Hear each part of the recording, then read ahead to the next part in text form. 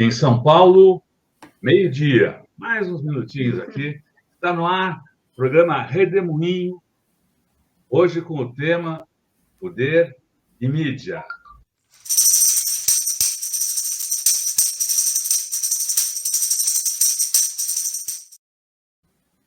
Degarve Ganjo, que bom ter você aqui nessa manhã, nesse início de tarde. O que você nos conta do mundo? Olha, hoje essa semana foi farta, né? Porque nós começamos com o episódio que eu postei no Twitter, da ministra Damares. No Twitter eu não identifiquei, mas da ministra Damares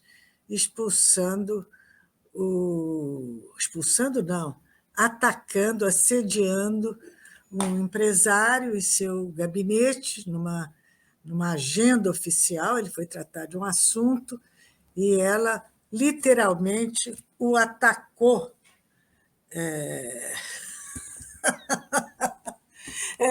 Deu um salto quando ele entrou, gritando: "É o homem da minha vida, quero casar com você!"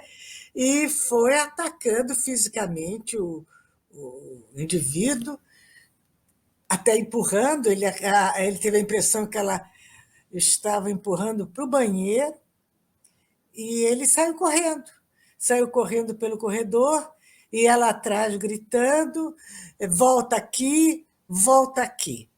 Bem, esse é o quadro de indigência moral deste governo Bolsonaro.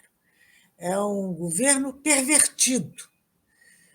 E nós tivemos a confirmação hoje, mais uma vez, com o fato do Cascavel, né? Esse assessor do ministro Pazuello, que na verdade, praticamente era ele o ministro, né?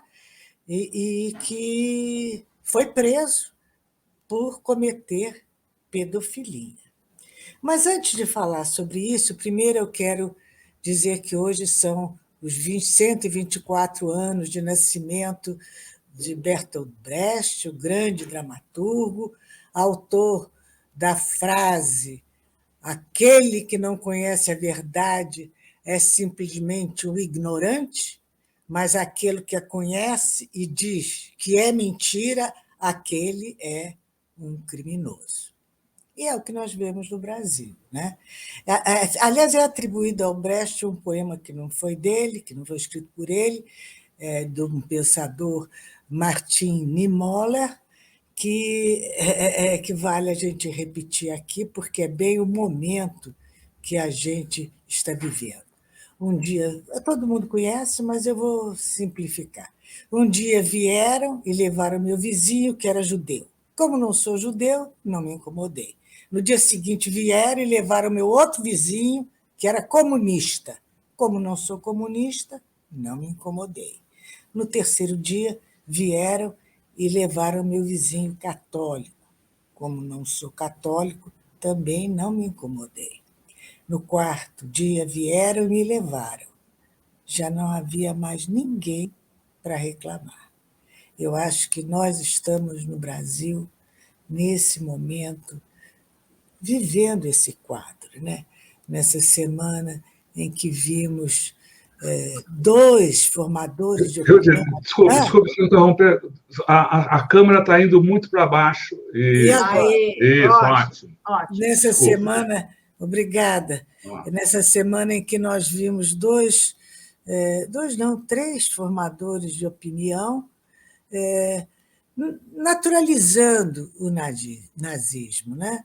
O deputado federal Kim Kataguiri, que afirmou que o nazismo não deveria ser crime no Brasil, no Flow Podcast, em que o influenciador Monark dizia a mesma coisa. E depois, ato contínuo, no dia seguinte, um outro formador de opinião, também com grande audiência, Adriles Jorge, da Jovem Pan, Eu, sinceramente, não sigo e nem conhecia, mas a repercussão mostra como eles são influentes, né? Esse Adrilles e o Monarque. Ele reproduziu um gesto com a mão direita, semelhante à saudação nazista Sieg Heil, e depois ele foi expulso, afastado da Jovem Pan por esse motivo, e ele então gravou um vídeo mostrando a saudação e dizendo que não era saudação, que era um tchau. E aí ele faz o tchau com movimento e a saudação era sem movimento. Enfim, são uns intrinsecamente mentirosos e intrinsecamente medrosos, covardes. Um professor universitário comentou no Twitter que as perguntas que ele mais escuta dos alunos são: o nazismo e o comunismo se equivalem? O nazismo é de esquerda porque foi um regime totalitário, igual e tão monstruoso quanto o soviético? E a resposta é que a gente precisa de uma educação de qualidade para nos livrar de pessoas como monarques e kings que transmitem essa naturalização do nazismo. Porque o objetivo final é exatamente esse: é usar um instrumental que envolve ódio à esquerda, milícia, xenofobia, homofobia, fake news, racismo, manipulação de crenças religiosas para naturalizar o tema que é o nazismo.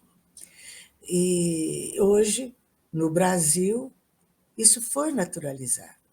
Infelizmente, foi naturalizado o nazismo desde as manifestações de 2018, com as hostes de Bolsonaro usando a suástica, empunhando bandeiras relativas, alusivas ao nazismo. E mesmo o próprio Bolsonaro, quando ele foi a Israel, ele indignou os judeus, foi uma repercussão muito negativa, e com razão, porque ele disse que o nazismo era de esquerda e sugeriu que o Holocausto poderia ser perdoado. Agora, com toda essa repercussão nas redes no Brasil sobre esses fatos de ontem e de anteontem, o Bolsonaro, mais uma vez, entornou o caldo, mais uma vez, enfiou a sua colher torta, dizendo que repudia o nazismo, assim como repudia o comunismo, como se fossem a mesma coisa. Então, nós vamos ter muitas coisas a partir da eleição de Lula, que, ao que parece, será no mesmo turno, para corrigir nesse país, né? Os eleitores votaram em Bolsonaro, emulados pela Lava Jato, pelo triplex que não era do Lula, pelos dutos de dinheiro do Jornal Nacional, pelas capas da Veja, e achavam que estavam, com isso, salvando o país do monstro da corrupção.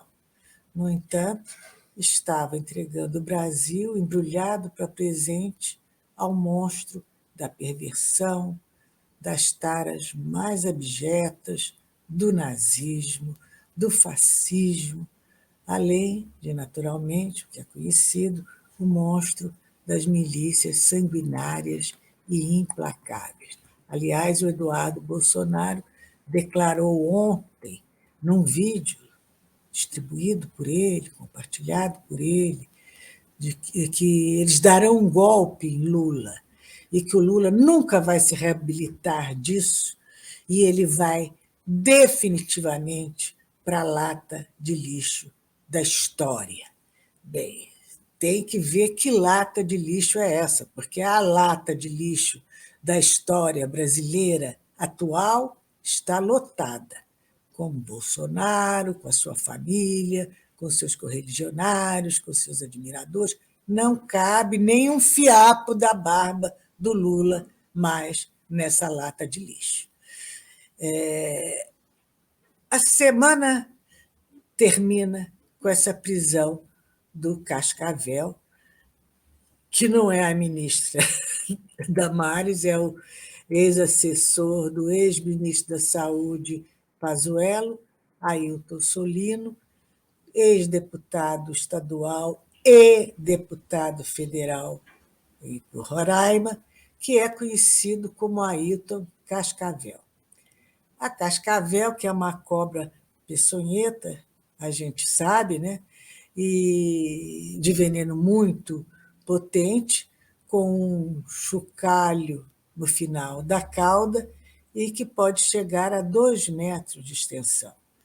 Talvez seja o chocalho da peçonhenta o motivo desse apelido, desse deboche, já que o alvo preferido da cascavel ou do cascavel são as crianças. Ele foi preso, né, por suspeita de estuprar uma menina de 18 anos, sua defesa ainda não se pronunciou, e ele já é réu em um processo por suspeita de estuprar uma criança da própria família. Então, vamos fazer uma autópsia nessa cascavel. A agência Spotlight, ao longo do ano passado, fez um trabalho jornalístico primoroso, com 4 matérias, 4 reportagens sobre Cascavel.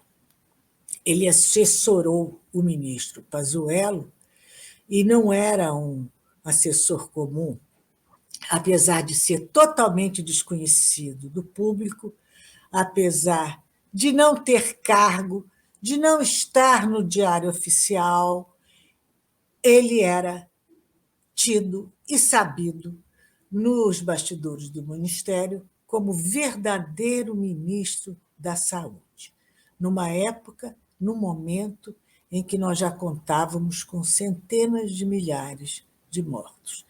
Cascavel era o responsável pelo programa mais importante do país naquele momento, mais decisivo da pandemia. Ele era o braço direito do general. E ele dava ordens, comandava negociações com valores altíssimos de aquisições de vacinas, negociou com o governo do estado de São Paulo a vacina Coronavac, ele comandava dezenas de militares no Ministério da Saúde, uma verba imensa. Ele ameaçava funcionários de demissão, até que os políticos ficaram intrigados, foram ver qual seria, afinal, o cargo dele, e o Cascavel não estava no Diário Oficial.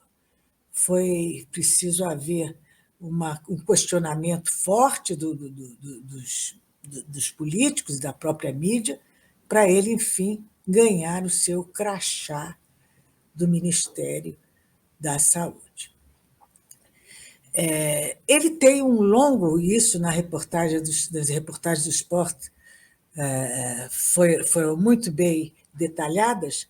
Ele tem um histórico longo de corrupção, denúncia de desvio de uma caminhonete que era usada, ironicamente, numa campanha de vacinação em Roraima, desvio de gasolina com verba parlamentar, grilagem de terra, nepotismo. Bem, esse é o governo com Deus acima de tudo e com a verdade coberta por tudo. Agora, nessas reportagens que foram divulgadas e pouco lidas pela importância e pelo seu conteúdo, que devem ser acessadas agora, eu recomendo, há detalhamento de todas as falcatruas dessa cascavel que nós tivemos no governo.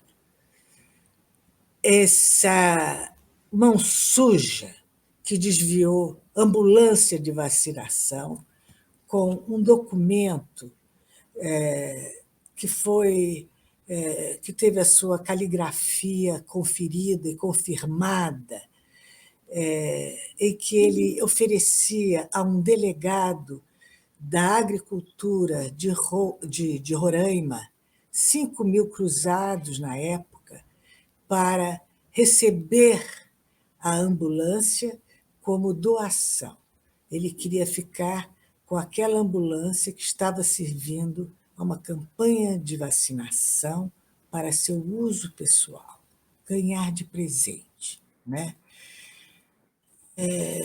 Quem sabe também do Cascavel, ali, é o Diário do Congresso, que traz uma folha extensa, uma folha corrida extensa dele.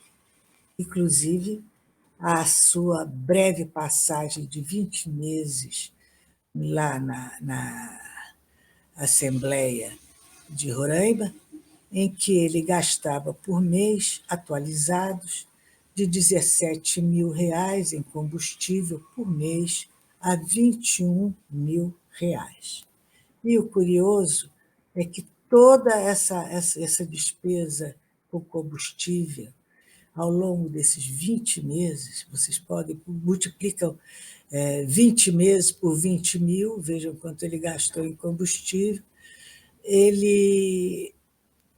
Esse posto, que chama-se Trevo, todos os combustível todo era adquirido nesse posto de gasolina, pertence ao sócio do atual governador Antônio Denari, aliado com Bolsonaro. Esse sócio é o Kleber, o dono do Trevo de 4 Folhas, né, porque dava muita sorte a ele. E era um esquema de corrupção em Roraima inteiro, com uma relação de 10 deputados e 4 senadores que utilizavam o mesmo expediente de adquirir gasolina a esse preço. Aliás, o custo da gasolina ia até R$ 26.000 por mês do Cascavel. Vocês imaginam o quanto o Estado foi roubado por esse Cascavel e quanto não teremos tido nós dinheiro desviado com essas verbas de milhões e milhões para a compra de vacinas. E ele estava gerindo toda a nossa política de saúde quando faltavam até seringas. Um homem sem qualquer formação, sem qualquer experiência no assunto. Foi com esse desleixo que o governo Bolsonaro encarou a vida dos milhões de brasileiros e encara a morte de quase 650.000 com a mesma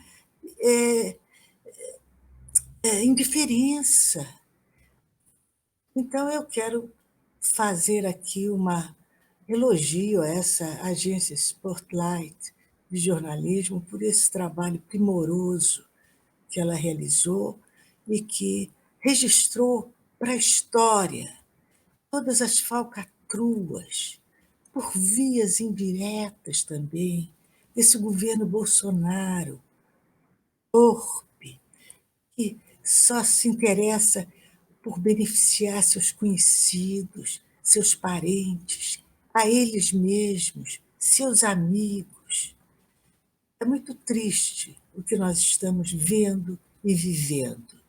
E some-se a isso esse aspecto de perversão sexual. Lembrando que o irmão do Pazuello também esteve envolvido com um escândalo enorme de perversão sexual, de pedofilia, com jovens meninas que eram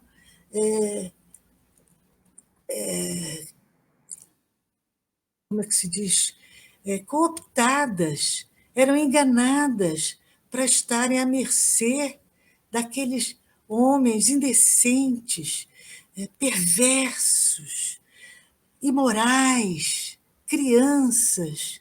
E isso também é um processo. O irmão de Bolsonaro, uma das crianças teve as duas mãos algemadas, amarradas por tanto tempo que ela perdeu as mãos. Tudo isso está escrito com letras de sangue nesses sites, na imprensa brasileira, na agência Spotlight de jornalismo. Então, nós temos realmente que tirar o chapéu para os que tiveram e têm a coragem de denunciar, apesar das retaliações, apesar das ameaças, apesar dos riscos que correm com a milícia armada, com os fanáticos armados por Bolsonaro. É este o Brasil em que nós estamos, o Brasil da maldade, o Brasil do esgoto, o Brasil do subterrâneo, o Brasil das catacumbas, da maldade, não são se fazendo de catacumbas do cristianismo, quando são catacumbas demoníacas. Então, leio essa série da Spotlight, que se chama Na Teia do General, e que tem são 4 links, são 4 matérias. Isso tudo me abala muito, sabe, Rodolfo e Eleonora? A gente, esse termo foi tão vulgarizado também, tão castigado, tão deturpado, pessoas de bem. Mas nós somos pessoas de bem. Nós nos escandalizamos com a naturalidade com que esses homens maus ocupam os postos principais do nosso país. São todos uns Stroessner. O Stroessner, o general Stroessner, mantinha uma espécie de uma casa da maldade, onde eram capturados, onde havia crianças, jovens, meninas de 12, 13, 11 anos, escolhidas a dedo, sequestradas para servirem ao ditador. Muito triste. É isso que nós estamos repetindo no Brasil. Eu vou encerrar a minha participação hoje com muita tristeza. Muito obrigada. Puxa, é terrível mesmo. Forte, muito forte. Muito forte essa. A gente vê aqui. Muito bom que você trouxe esses temas. Acho que realmente é de se indignar, é de não parar quieto, porque é muita perversidade, muita maldade. E temos que falar sobre isso. É um tema asqueroso, é um tema que nos revolta, que nos repugna. Mas nós estamos vivendo isso. Exatamente. Nós estamos na iminência de um Brasil nazifascista. E nós estamos dentro de um Brasil pedófilo, de um Brasil miliciano, de um Brasil perverso. E eles estão com a faca, o queijo e a caneta Bic na mão. É isso. É isso. Hilde, muito obrigado aí por trazer, botar o dedo na ferida mesmo, trazer essas reflexões aqui para a gente. Fazer informações. Informações, muita coisa que não... realmente, o trabalho dessa agência a gente tem acompanhado, mas não costuma aparecer na mídia. Na mídia em geral. Muito bom. E eles têm feito um trabalho sempre de denunciar o mau uso, né, dos recursos públicos, como você falou, a perversão mesmo. Queria agradecer muito a sua participação, sempre forte aqui com a gente. Agradecer ao pessoal que está nos acompanhando agora. Lembrar que a Radio Garden Angel volta com a gente aqui na próxima quinta-feira, no programa Rede Moinho. O programa Rede Moinho está sempre aqui de segunda a sexta, ao meio-dia, cada dia com um tema diferente. A Radio Garden Angel trata de poder e mídia. Amanhã, economia, com o professor Wilson Ozaki. William Ozaki, desculpa. Professor William Ozaki. Hilde, pessoal. Muito obrigada. Muito obrigado. Muito boa tarde para todo mundo. Tchau, pessoal. Tchau.